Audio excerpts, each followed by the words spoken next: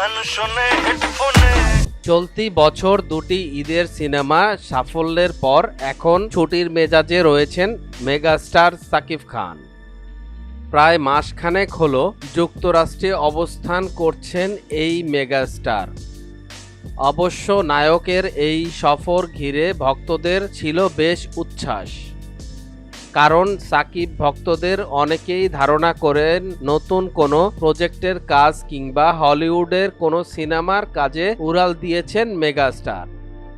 কিন্তু সাকিবের মার্কিন সফরের সঙ্গে শুরুর দিকে সিনেমা প্রসঙ্গে ছিল না কোনো সাড়া শব্দ। এমন সময়ে নায়ককে সময় দিতে দেখা যায় প্রাক্তন স্ত্রী বুবলি এবং ছেলে শেহজাদ খান বীরকে নিয়ে, যা ঘিরে সাকিবের ব্যক্তিগত জীবন নিয়েও আলোচনা ওঠে তুঙ্গে। শুক্রবার তার ফেসবুক পেজে একটি স্টোরিতে সাকিব খান লিখেছেন, বড় পর্দার জন্য বড় বড় স্বপ্ন নিয়ে দিনের পর দিন ছোটাছুটি চলছে। এই সময়ে নীরবতা মানে কোনো শূন্যতা নয়, বরং এটি এমন একটি মুহূর্ত যা চুপচাপ রয়েছে বড় কিছু ঘটার অপেক্ষায়।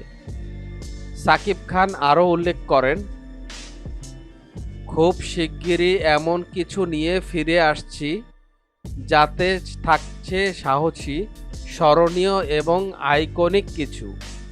তবে সাকিব খানের এই পোস্ট এমন ইঙ্গিত দেয় নিশ্চয়ই নতুন কোনো প্রজেক্ট বা কাজ শুরু করতে যাচ্ছেন এই মেগাস্টার, যা ভক্তদের জন্য বিশেষ কিছু হবে।